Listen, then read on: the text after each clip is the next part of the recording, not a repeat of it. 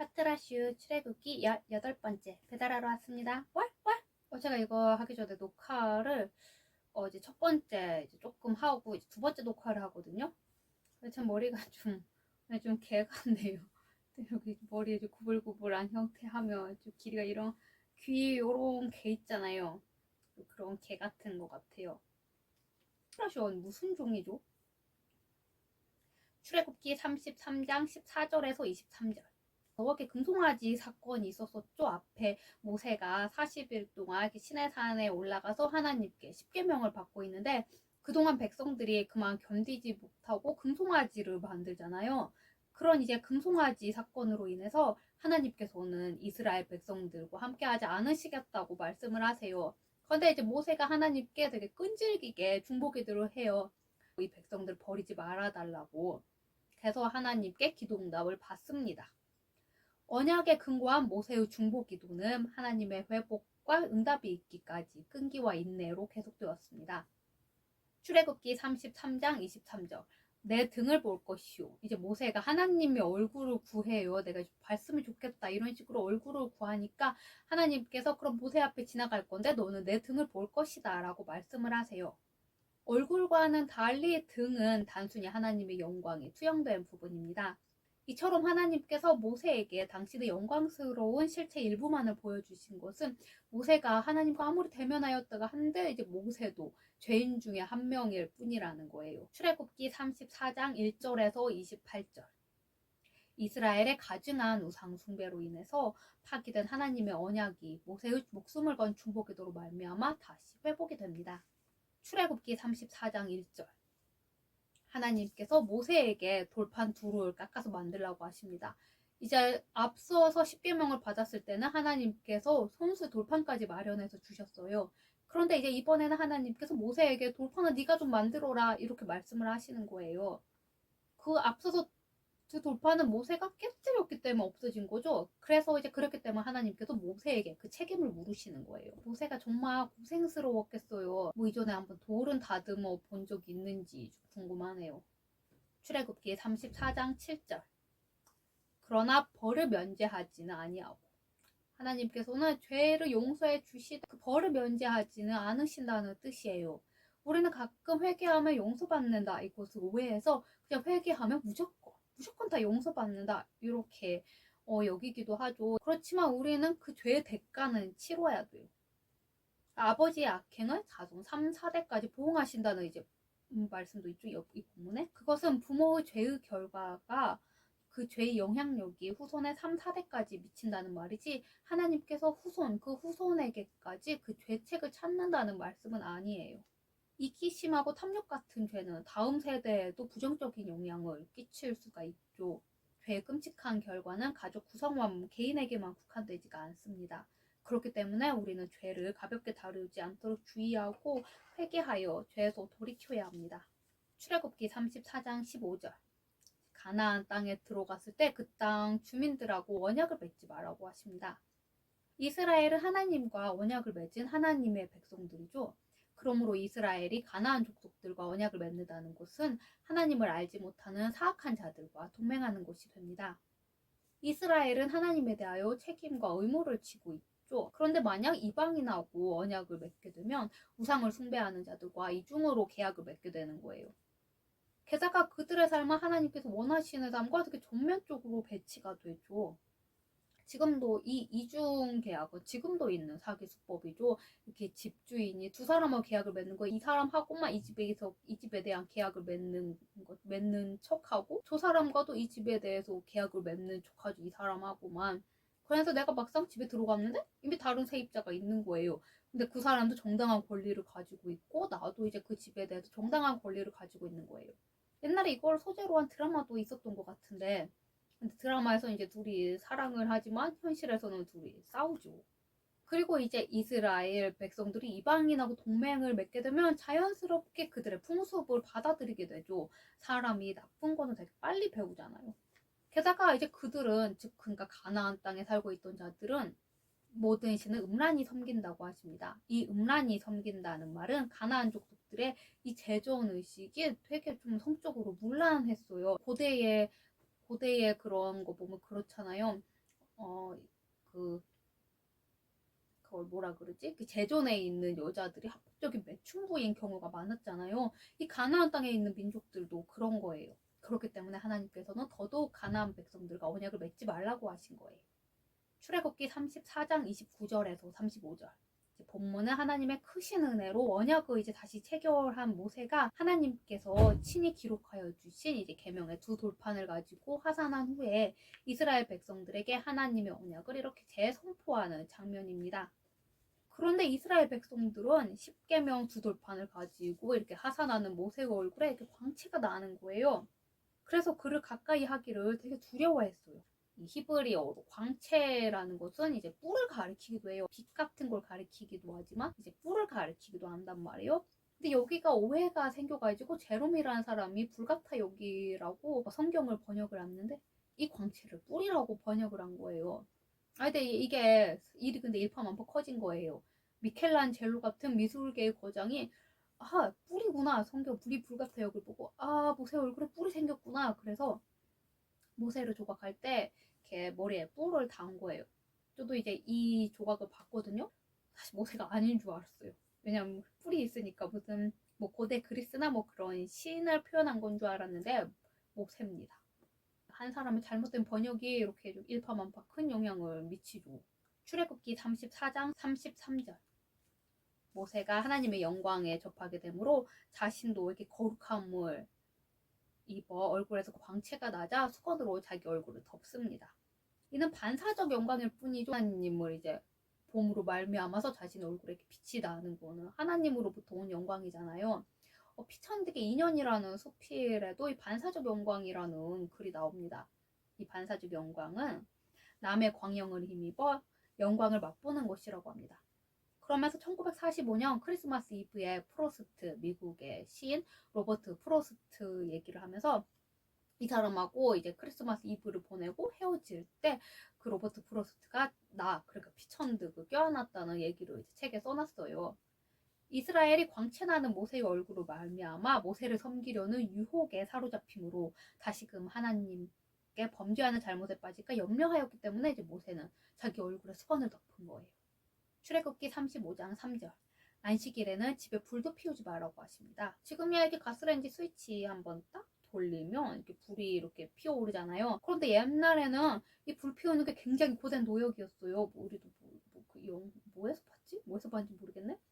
아무튼 영상 같은 거 보면 돌 위에다가 부싯돌 같은 데다 이렇게 나무 막대기 이렇게 막 돌려가지고 불 간신히 피우잖아요. 그런 것처럼 이렇게 불 피우는 건 굉장히 고된 노역이었어요. 그렇기 때문에 이제 집에 불도 피우지 말라고 하신 거예요. 근데 지금 이스라엘 민족, 이렇게 유대교를 믿는 이스라엘 민족은 이런 안식일 전날에 미리 좀 불을 켜놔요. 오븐 같은 거. 그래가지고 불을 좀 약하게 했다, 강하게 했다. 그러면서 이 불을 사용해요. 그리고 만약에 이 일을 깜빡했다. 그러면 이제 이웃의 이방인에게 부탁해서 불을 켜는 거예요. 출애굽기 35장 4절에서 29절. 이제 본격적인 성막 건축에 이제 시작이 돼요. 이제 그걸 준비를 하거든요. 그래서 이스라엘 백성들이 하나님께 드릴 예물, 즉 성막의 주요 구성품 그리고 성막 건축에 필요한 예물을 자원하여 드리는 이스라엘 백성들의 헌신이 기록되어 있습니다. 출애굽기 35장 22절. 이스라엘 백성들의 남녀가 와가지고 뭐 팔찌와 귀걸이와 막 이런 귀금속들 있잖아요. 이건 파란 다이아몬드, 푸른 다이아몬드인가? 뭐 이런 거랑 이런 막 금 가락지 저번에 보여드렸죠. 저기 정확히 뭔지 모르겠어요. 팔찌인가? 뭔지는 안 나와 있네요. 포토그래퍼가 누군지는 써져 있는데 네, 정우영이라는 포토그래퍼가 찍었다고 합니다. 뭔진 저도 모르겠고 이런 보석들을 이게 바친 거예요. 저는 이것을 읽고 남녀가 왔다 그래서 남자들은 그냥 집에 있는 장신구를 가져왔나 보다. 뭐 부인이 있잖아요. 부인이나 자식, 딸. 우리 아빠가 제 장신구 팔아가지고 좀 그런 기분이 나쁠 것 같은데 어쨌든 이런 거를 가져왔나 보다 생각했어요. 본인 소유가 아니고. 근데 고대 근동인들이나 아프리카인들은 이제 남녀 불문하고 보석들로 자신을 치장을 했어요. 요즘도 남자들 액세서리 되게 많이 하죠. 특히 아이돌들 액세서리 막 되게 화려하게, 팔찌, 귀걸이, 목걸이 뭐 되게 화려하게 하잖아요. 귀걸이, 그리고 일반 연예인 아닌 사람들도 뭐 팔찌 같은 거, 뭐 목걸이 같은 거 하죠. 귀걸이 하는 남자는 실제로 못 본 것 같아요. 그래서 저는 다른 거 다 괜찮은데, 남자들이 뭐 팔찌나 귀걸이에 뭐 목걸이 하는 거 다 괜찮은데, 요즘 남자들 많이 하는 거 있잖아요. 막 금사슬 목걸이 막 이렇게 사슬로 된 거. 사실 그런 거는 왜 하는지 모르겠어요. 멋있지도 않고. 뭐 부에 과시인가? 내 목이 이렇게 튼튼하다고 과시하는 건가? 정말 이거 왜 하는지 모르겠어요. 어쨌든 이스라엘인들은 이렇게 액세서리, 보석류로 자신들을 치장하는 관습을 이집트에서 보고 배웠어요. 파라오도 되게 주렁주렁 막 귀, 막 목에 막 여러 개 막 걸고 있잖아요. 이렇게 이제 사람마다 하나님께 예물을 드린 거예요. 이제 금송아지를 만들 때도 이런 이런 금들을 가지고 왔었죠. 그런데 이제 여기서는 성막 건축을 위해 각종 기금속을 하나님께 예물로 드리고 있습니다. 이처럼 비록 인간들이 좋은 것을 가지고 왔을지라도 그것을 어떤 목적에 사용하느냐에 따라서 그 물건의 진가가 드러납니다. 출애굽기 35장 25절. 마음이 슬기로운 모든 여인. 바느질 솜씨가 뛰어난 여자를 가리키는 거예요. 저는 정말 손재주가 정말 없어요. 평균보다 좀 많이 떨어진단 말이에요. 그래서 조선시대에 태어나지 않은 거 되게 감사하고 있어요. 조선시대에 뭐 양반집 교수로 태어났다. 그래도 이러고 앉아가지고 이제 수출도 그렇게 순화해야 되잖아요. 그리고 만약에 제가 좀 가난하게 태어났다. 그래서 막 새벽에 일어나서 빨래하고 길쌈하고 밭도 매야 되고 물도 길어야 되고 그러잖아요. 저는 이제 이 부분 출애굽기 35장을 읽으면서 제 눈을 의심을 했어요. 그러니까 제 기억이 잘못됐나 이런 생각을 했어요. 왜냐하면 앞서 나왔던 내용이 여기서 또 반복이 되잖아요. 그러니까 뭔가 이제 이런 말 들어보셨어요? 인터넷에서 본 글 같은 건데, 연예인을 대상으로 이제 주로 팬들이 뜨는 거예요. 예를 들어 조인성이라고 합시다. 조인성 오빠? 오빠 너무 멋있고 잘생겼어. 그런데 아름다운 곳을 보며 기억을 잃는데. 오빠 너무 멋있고 잘생겼어. 그런데 아름다운 곳을 보며 기억을 잃는데. 오빠 너무 잘생겼어. 이러면서 계속 같은 말 반복하는 거 있잖아요. 저도 그런 증상인 줄 알았어요. 그런데 이제 앞에서 하나님께서 이렇게 성막 건축에 대해 말씀하신 것은 그냥 모세에게 말로 말씀하신 거예요. 그런데 이제 35장에서는 본격적으로 이제 성막 건축이 시작이 된 거예요. 출애굽기 36장. 본문은 하나님의 부르심을 받은 브살렐과 오홀리압 및 마음이 지혜로운 모든 자들은 마침내 성막 건축을 위한 작업을 시작하고, 이스라엘 백성들은 성막 건축에 필요한 예물을 쓰고 남도록 날마다 자원하여 가지고 나갑니다. 출애굽기 36장 3절. 백성들은 기쁜 마음으로 성막 건축에 필요한 모든 예물을 가지고 나왔어요. 이런 25.50캐럿의 페어커 스리랑카산 사파이어가 드롭 형태로 세팅된 이런 귀걸이도 가지고 나오고, 얼마나 비싸겠어요? 상상도 안 되네. 대체 얼마짜리지? 저는 감도 안 와요. 이런 거 정말 기쁜 마음으로 가지고 나온 거예요. 밤새 하나님께 어떤 예물을 드릴까 이렇게 생각하다, 이 귀걸이 스리랑카산, 이 아름다운 귀걸이 드려야겠다 이렇게 말이죠. 저는 다세권에 살 때 이제 밤에 가끔 다이소 앱이나 뭐 블로그 같은 거 검색하다가 이거 사야겠다. 근데 밤에 문을 닫은 거예요, 다이소가. 근데 밤새 그거에 대해 생각하다가 아침에 날이 밝자마자 일어나자마자 씻고 얼른 다이소 달려가서 그 물건을 산 적도 있거든요. 근데 항상 제가 첫 번째로 다이소에 간 적은 없어요. 사람이 항상 뭐 조금 과장 약간 보태서 버글버글 한 거예요. 저 같은 사람이 많았나 봐요. 근데 이스라엘 백성들은 정말 성막을 건축한 일에 열정적이어서 열과성을 정말 다했어요. 저는 다이소 쇼핑하는 일에 열과성을 다했는데. 자, 박정부 회장님 보고 계시나요? 출애굽기 36장 8절에서 19절은 이제 성막의 천장을 덮는 제1, 2, 3, 4 휘장에 대한 내용이에요. 표로 보시죠. 제1휘장은 길이가 12.5m, 너비는 18m입니다. 청색, 자색, 홍색 배실로 만들어졌습니다. 제2휘장은 길이는 13.5m, 너비는 19.8m입니다. 제1휘장과 마찬가지로 청색, 자색, 홍색 배실로 만들어졌습니다. 제3휘장은 제2휘장보다 크고 수양 가죽으로 만들어졌습니다. 제4휘장은 제3휘장보다 크고 해달가죽으로 만들어졌습니다. 출애굽기 36장 8절 휘장의 그룹들 즉 천사들을 수놓아 만들라고 하십니다. 이 수놓아진 휘장은 제1휘장 뿐이에요. 그러니까 이제 성막에 들어갔을 때 보이는 부분 그 부분만 천사들을 수놓아서 만들라고 하신 거예요. 감독 이름은 모르겠는데 영화에 보석함이 나오는 장면이 있다. 그럼 그 보석함은 티파니 보석 같은 걸로 꽉 채워 넣었다고 합니다. 보석함을 여는 장면이 없었음에도 불구하고요.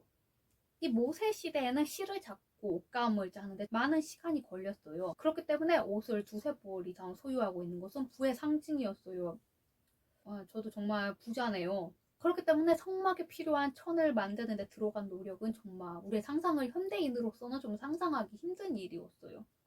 공동체 대대적인 참여가 없었다면 성막은 결코 짓지 못했을 겁니다.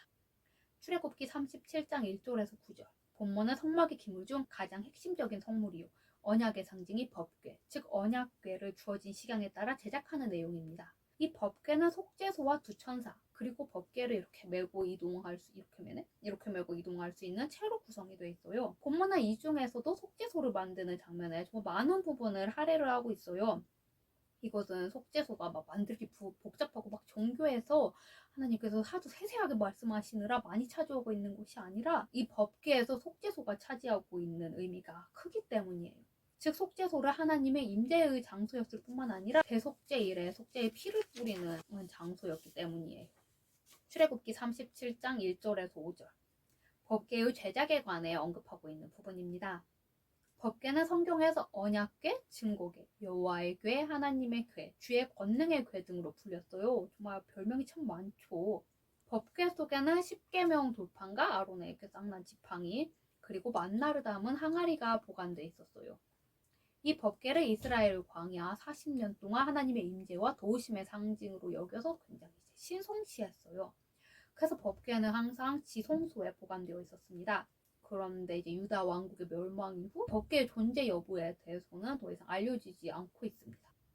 출애굽기 37장 1절 브살렐이 나오는데 이 브살렐은 오홀리압과 더불어 성막을 제작한 실무 책임자입니다.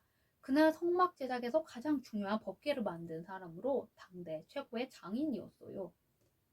출애굽기 37장 10절에서 16절. 자, 여기는 이제 진설병, 즉 임재의 빵을 올려놓기 위한 상과 그 부속기구의 제작에 관한 규례입니다. 이 진설병상 위에는 이스라엘 백성들이 하나님께서 그들에게 주신 은총과 축복에 대하여 감사하는 뜻으로 지파수로 상징한 12개의 떡을 항상 이렇게 진설해놨어요. 그리고 이 진설병은 대제사장과 제사장들의 이제 귀중한 양식이 되었죠. 출애굽기 37장 17절에서 24절은 성소를 밝히는 기물인 등대, 이런 촛대였죠. 그런 촛대와 그 부속기구들의 제작에 관한 기록입니다. 이제 특별히 이 등대는 이렇게 수공으로 금 한 달란트를 두드려서 순금을 두드려서 만들어줬단 말이에요. 출애굽기 37장 25절에서 29절은 분향단 및 향의 제작에 관한 내용입니다. 법궤 전면의 분향단에서는 향을 끊임없이 이렇게 사르는 것은 중단 없는 헌신과 기도 생활을 암시합니다. 출애굽기 37장 26절 분향단이 성도의 기도를 상징한다면 이 향단에 이렇게 뿔이 있었죠. 내 귀퉁에 뿔이 있었는데 이건 하나님의 능력과 주권을 상징을 합니다. 성도의 기도가 하나님께 힘있게 상달된다는 의미입니다. 출애굽기 38장 1절에서 7절 성말 뜰 중앙에 배치하고 하나님께 희생제물을 바치는 데 사용되는 번제단과 그 부속기구들의 제작에 관한 설명입니다. 특별히 번제단은 물두멍과 함께 노수로 제작이 되었죠. 번제단은 뜨거운 불의 열기를 견뎌야 되고 거기서 막 이렇게 희생제물을 사르기 때문에 뜨거운 불을 견뎌야 했어요. 그래서 노수로 쌌어요. 이게 조각목으로 만들어가지고. 그리고 이 번제단은 하나님께 속죄와 감사의 예물을 드리는 곳으로 하나님과 인간이 교제할 수 있는 통로였어요. 하나님은 이 번제단에서 드려지는 향기로운 희생제물을 통하여 인간의 죄악을 용서하시고 또한 인간을 만나주셨습니다. 출애굽기 38장 8절 제단과 성소 사이에 놓이게 될 물두멍에 관한 규례입니다. 일종의 세숫대야죠. 거기서 이제 제사장들이 제사의식을 거행하기 전에 거기서 이제 손하고 발을 씻었어요. 하나님의 일을 하려는 자는 반드시 물과 성령으로 거듭나야 함을 상징하는 거예요. 더러운 모습으로 하나님 앞에 나아가면 안 되겠죠. 그래도 교회 가기 전에 뭐 샤워하고 씻고 화장하고 옷 입고 그러고 가잖아요. 이 물두멍은 녹거울로 만들어졌어요. 이런 거울이요. 거울. 빛이 반사받는 이런 거울로 만들어졌거든요. 여인들에게 있어서는 아름다움을 가꾸는 기준품이죠. 우리 나가기 전에 화장하고 그때 거울 보고 해야 되잖아요. 연예인들이나 뭐 요즘 연예인 아니어도 쓰는 거울이던데 이런 거울에 이렇게 전구 달려있어 얼굴을 이렇게 또 비추면서 할 수 있는 그림자 안 지게 하는 게 목적인가? 그런 거울도 있고 또 옷 입어보고 거울 보고 이렇게 좀 옷차림 같은 것도 정리하고 그러고 나가잖아요. 또 굉장히 소중한 거였어요. 그걸 여인들이 성막 건축을 위해 하나님께 바친 거예요. 여인들이 자신의 육체적 아름다움보다는 하나님께 나아가는 제사장들의 성결을 더 소중히 생각했다는 사실이에요. 이제 AD 1세기경 유리로 만든 거울이 전래되기 전까지 히브리인들은 청동제 거울을 사용을 했어요.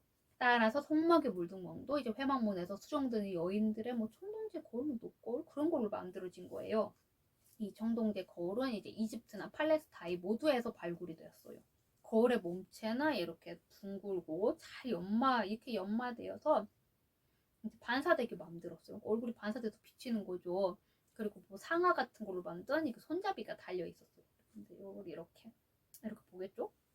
근데 이제 뭐 청동이나 녹 같은 걸 닦아서 만들었기 때문에 걔네들이 아무리 잘 비친들 지금 거울처럼 잘 보이진 않았겠죠. 근데 뭐 어떻게 생각하면 좀 덜 선명해 보이는 게 나을 것 같기도 하고요. 어쨌든 당시 거울은 귀중품이었어요. 생각해봐도 그렇죠. 노 같은 거 얼굴이 보일 정도면 얼마나 그걸 갈고 닦아야겠어요. 이제 출애굽 사건보다 조금 후기에 있는 아마르나 서판의 내용 가운데 가나안 왕이 이집트에게 32개의 연마한 청동거울을 바쳤다는 기록이 있습니다. 이곳을 선물했다는 것은 그것이 엄청 귀중한 거라는 뜻이죠. 그렇기 때문에 이러한 귀중품을 헌물로 성막에 이렇게 물두멍 같은 걸 제작하기 위해 바쳤다는 것은 당시 히브리인들의 열렬한 신앙을 보여주는 거예요. 어떤 배우인데 이제 그 남자 배우란 말이에요. 집에 못생겨 보이는 거울이 있다고 합니다. 이제 그 거울을 보면서 자기를 이제 체크한대요. 이제 겸손하게 생각하고 자기 외모에 대해서. 저 납득하기 약간 힘들었어요. 예쁘게 보이는 거울이어도 부족할 판에 이런 못생겨 보이는 거울이라니. 오늘은 여기까지입니다. 감사합니다.